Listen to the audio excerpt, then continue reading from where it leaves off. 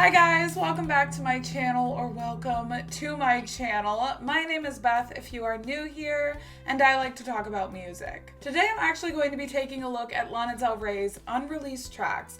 I don't know any of her unreleased songs, but I'm very excited to get into those today. I pretty regularly receive requests to cover Lana Del Rey, and I absolutely love Lana Del Rey. I know all of her albums. I actually reacted to Blue Banisters on my channel. I love that album. I think it's really stunning. Some of the songs definitely had to grow on me, so warning, if you go and watch that video, just know that that's the case. This is my ranking of Lana Del Rey's albums, just kind of like what is my favorite album, what is my least favorite album. I do think that Norman Rockwell is her best album, but I don't know if it's like my top favorite, just because listen, I love Ultraviolence, and I really love Blue Banisters also. It's a little bit hard to rank her albums, I'm not gonna lie. She has a lot of music, but that's just to give you an idea, I guess. The truth is, I don't listen to a lot of unreleased songs.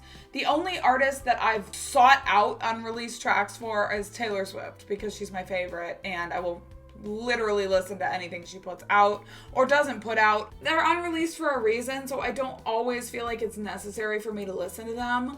But I'm actually having a really fun time with some of the artists recently and their unreleased tracks. They were all really good. Like, I was honestly blown away by some of those songs. I'm excited to kind of cover her on my channel again because I have not talked about her since Blue Banisters. And I always, I feel like bad because I want to be talking about the artists that I love constantly. The first song we're going to listen to is called Hollywood's Dead. That's like a very Lana Del Rey title to me. I do feel like that's fitting for her. I kind of love, it was once in a lifetime.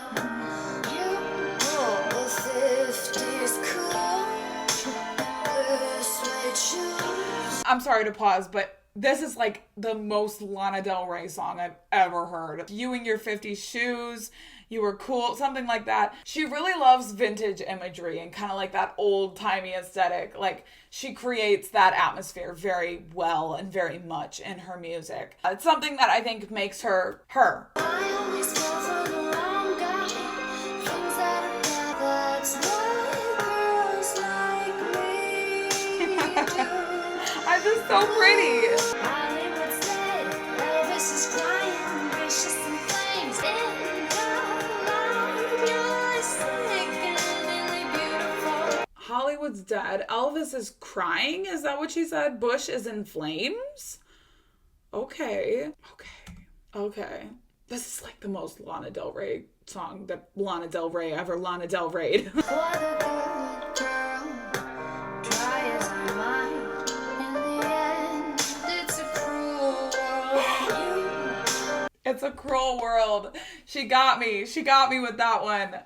Yeah, I am an Ultraviolence stan. I love Ultraviolence. Listen, I actually didn't love Ultraviolence for a really long time. I was like, it's just not for me. But then recently, around, I think it was last year, I went back and just in my own time, I listened to all of her music again. I'd already heard all of it. And, ooh, Ultraviolence. I can't describe it. So is this from the Ultraviolence era then? Oh, I always fall for the same time. Gangsters in Vegas, that's what girls like me. the folk.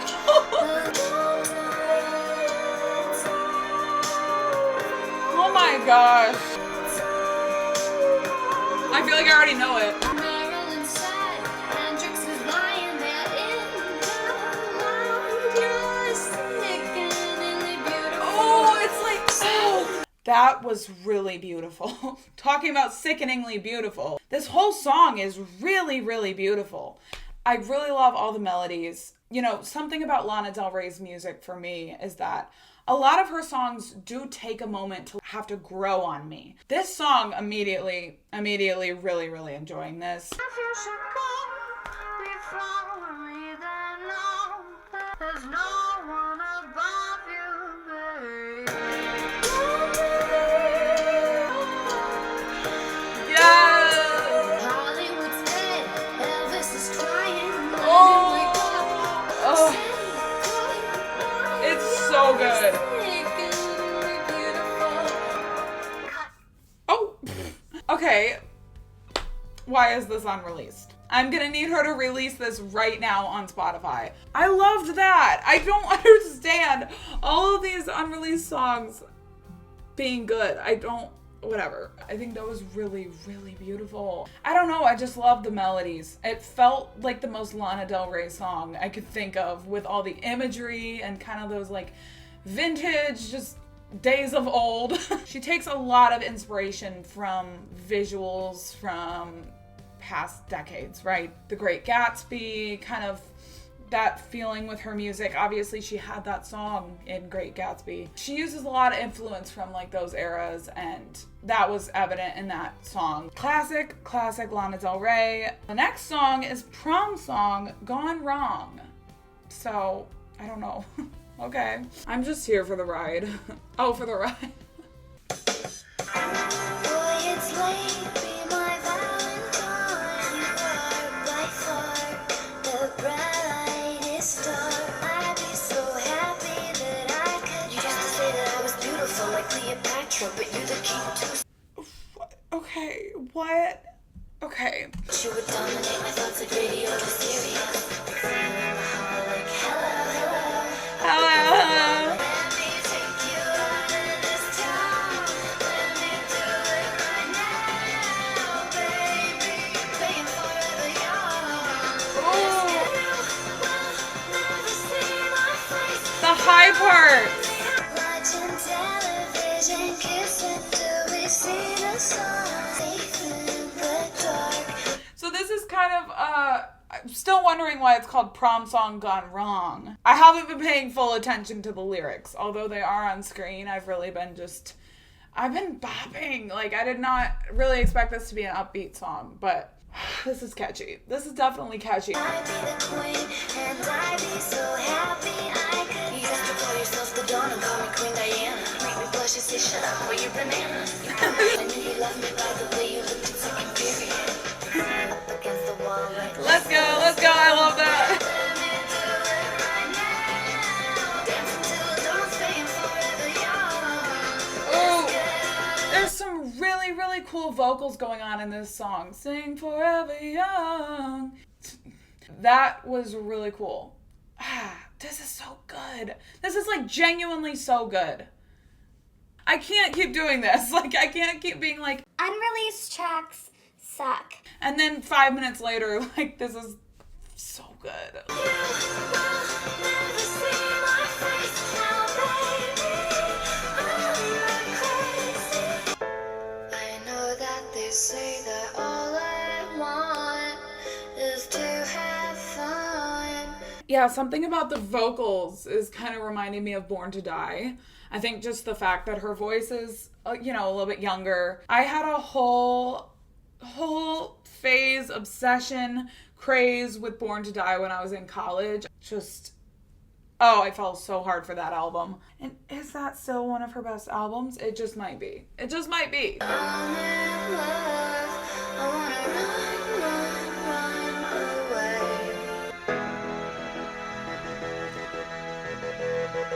Let me take you out of this town. You're starting to waste within this teenage wasteland. I'm leaving, I'm coming with me. I really like that. That was really cool. I don't know. Like, that was really, really catchy. I think she had some really cool vocal moments on that song. It kind of brought me back to the Born to Die days. I didn't know that I needed Lana Del Rey's unreleased songs in my life, but I did. The next song is called Cult Leader. I don't know what that's gonna be. But again, like, it's not that surprising to me that Lana Del Rey wrote a song called Cult Leader. It's just not. It's kind of something she would do. This is a little bit more stripped back, at least so far. This is giving me ultra violence, is it not? Kind of that dark, like, I feel dark. Jim takes me down. He's a fighter. Ooh, this is like, I'm gonna say it again, but this is feeling like a classic Lana song as far as like the vocals and the vocal delivery and just the melody and kind of like the low sound of the whole thing. There's something low about it, kind of dark about it. I have no idea if that makes sense, but if you get it, you get it. And Lana Del Rey, I get it, and I get you. I feel like I'm on a beach, like a black sand beach, and it's rainy and dark and storming. Ooh!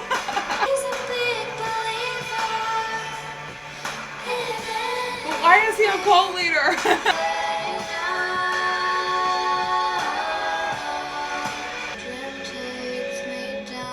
Who's Jim? It's the classic imagery she always uses too. Like, she's very good at imagery. She always paints the scene. She always, like, you're there. Visually, you're there with all of her music, and this is no different. Jim Takes Me Down to the Diner. She mentioned pearls. Just, like, really creating the whole picture in her head, in your head. That's what she does best. That's one of the things that I love about her music, appreciate about her music, respect about her music. Like a skin daughter all the way downtown. He's a fire eater. Why? The high notes are so pretty.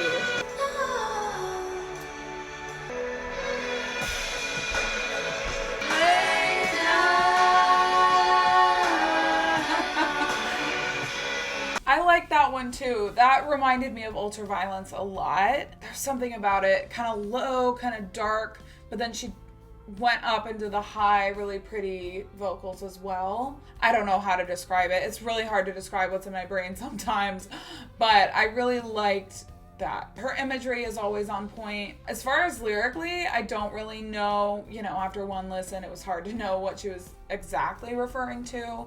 When she said he's a fire eater, he's a cult leader. It could be about an abusive relationship. I know that she talks about abusive relationships a lot in her music, but I don't know that for sure. It could be about something different. But yeah, obviously like a cult leader, especially saying someone is a cult leader, he's a fire eater, doesn't sound necessarily like she's talking about him in a flattering way. The next one we're gonna listen to is Your Girl. Me off the stage. I can't do this anymore. I wish I was your girl. I wish I was your girl. Ooh, this is really pretty. Like the higher vocals again. Range. Been on tour too long, and I've had too much time to think. Into my bed, lay me in a bed The pre-chorus. I wish I was your girl. The chorus is beautiful. I love the chorus.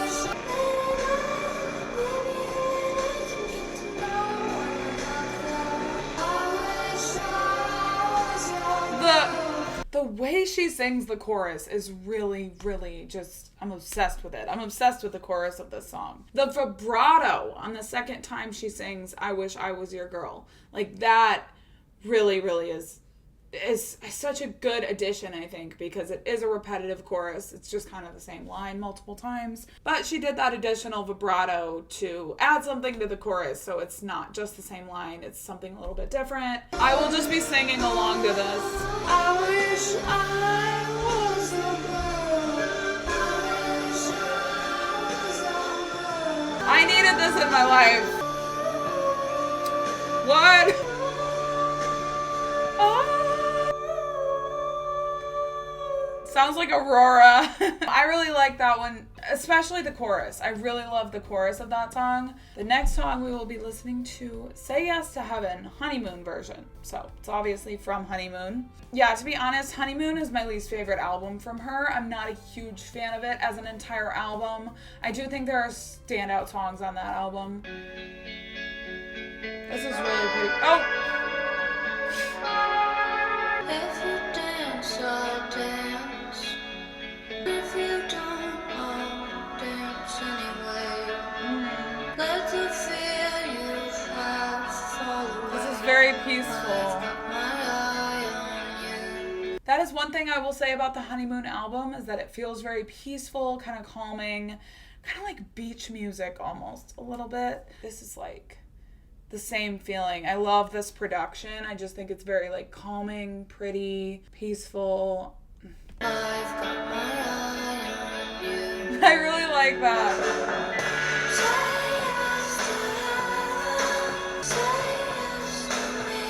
That's pretty.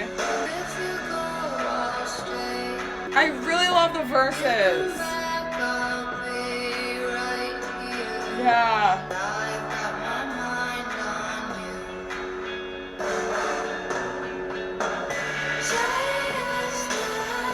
I love the production of this one. And I love everything about this. I love that. I don't know. I'll put my red dress on, get it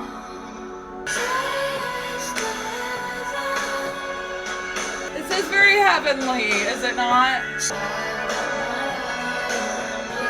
That was gorgeous. That was very heavenly. So yeah, the production really matched the name of it. It was very heavenly. It was very peaceful. It brought calm to me. And then during the chorus, I was kind of bopping a little bit, which I was not anticipating. The next song we're gonna listen to is called TV in Black and White. No one listed this. I just kind of thought it was an interesting title. Another classic Lana sounding title to me. Coney Island and how we went into the water. The imagery, like I cannot overstate the imagery in Lana's songs. Our love's alive. Oh, I thought she said a lie. If you want to ride one Greenwich Avenue, Avenue. living without you is like TV in black and white. Okay. Into my life. You turned me on and brought color into my life. Oh my god. That lyric is something. It's something. That's so funny. Yeah, Lana, you know, she's kind of the queen of drama. She has very dramatic music, and that's something I can always appreciate because I'm extremely dramatic. Like, I'm extremely dramatic. So, but like, living without you is like watching TV in black and white. It's just very Lana to me. It's a very dramatic, kind of melodramatic thing to say. But again, I always appreciate the melodrama. And yes, that was a Lorde reference. And yes, that album is a masterpiece. Heaven hasn't forgotten about you. Use your one phone call on your ex-girl boo. In that single cell, holding your pillow. He's in prison. Okay. Her love, who, you know, without him, her life is in black and white. He's in prison. So is he the cult leader? It's like, I have a lot of questions. Black and white, you turn me on. Rock color into my life. I know you get scared sometimes, boy. My troubles come in threes, but in your case, it came in millions and trillions. I liked that one. It felt sort of like Hollywood to me, kind of that drama, that dramatic Hollywood vibe that I always get from Lana's music. I did get a good laugh during the chorus because you turned me on and the world is in color or whatever, like. But the next song is called Serene Queen.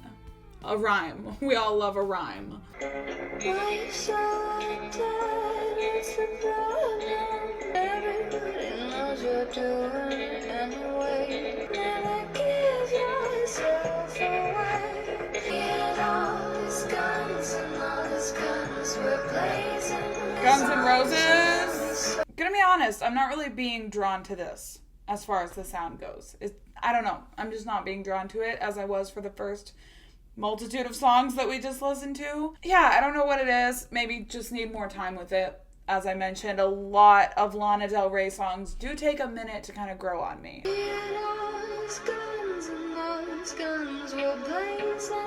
I do like that. Yeah, so I'm just gonna be honest, like, I couldn't really get into that song. Some of her songs, I can't get into them the first listen, but then when I go back and I listen more, I'm like, what was I talking about? I really love this song. The next song is called Hit and Run, another kind of crime sounding one. Whoa. This is so different. I really love that. Hollywood and New York, Mr. Major. Then there's me, little queen of the stage. I love it. Hail the king of the industry players. The lyrics? Is it someone famous?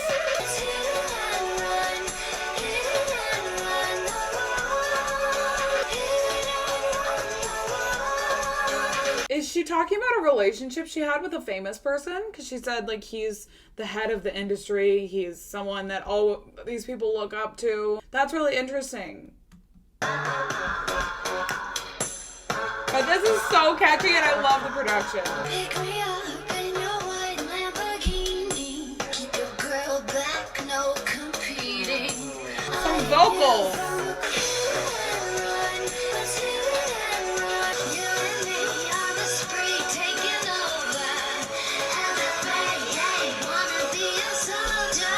Wanna be your soldier. Is she talking about the guy who's the cult leader? Because she said she wanted to be his soldier. That's just my initial thought. Are they killing people? Like, what is this? Bonnie and Clyde?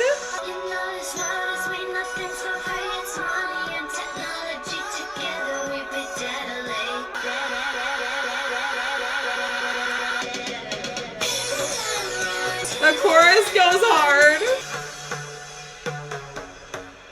I love the production of that song. That sonically was one of my favorites. I will say I don't know what was going on lyrically. The next one's called Dream Girl. I am thinking about Dream Girl Evil by Florence and the Machine, which is a great song. I'm getting like lullaby. I'm getting fairy tale lullaby. It is kind of interesting to me that it's called Dream Girl, and immediately when the production hit, I got the feeling of like a fairy tale lullaby. Lullabies, dreams, sleeping. I think that's just really interesting that she gave me that feeling just within the first 10 seconds of the song. It's really interesting and impressive to me when artists do that. Like, they match the production to what the song is about. It's something that I've recently noticed Mitski doing, okay? It's something I've recently noticed Taylor Swift doing, okay? When you wake up to the day and see the city dark and bright. See, it sounds like a lullaby. I can be your dream girl. That's pretty. The vocals are really pretty. Close your eyes and change the station, switch the pictures. Put me on your playlist, I'm your favorite song. That's cute. Okay, so like I can appreciate that song, especially for the way that she matched the production to what the song was about. I just think that's extremely cool and impressive. Anytime an artist does that and just kind of creates a whole atmosphere, creates a whole feeling, so I can definitely appreciate that about the song. I didn't feel drawn to it as much as I did, again, some of the other songs that we've listened to. We're on the last track I will be listening to for this video at least, and that is She's Not Me. She looks so... What is this picture?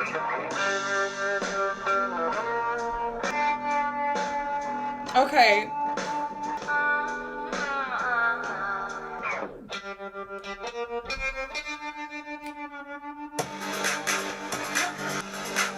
What? This sounds like Lady Gaga to me. Trying to block me out.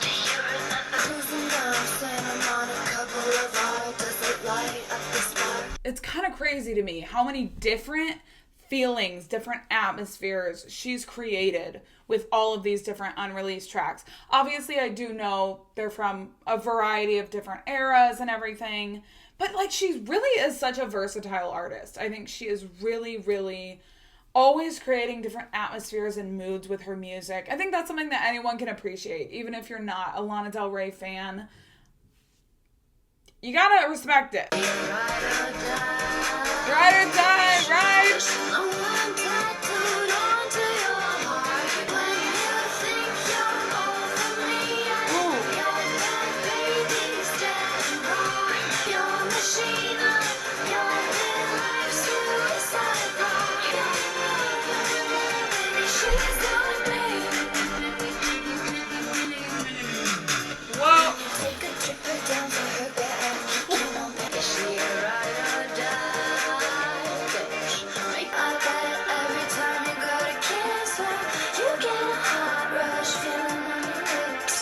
like that one. It probably wasn't a top favorite or anything, but I did like it. I don't have a ton to say about it. There's a lot kind of going on. I don't know how to describe what I felt about that song.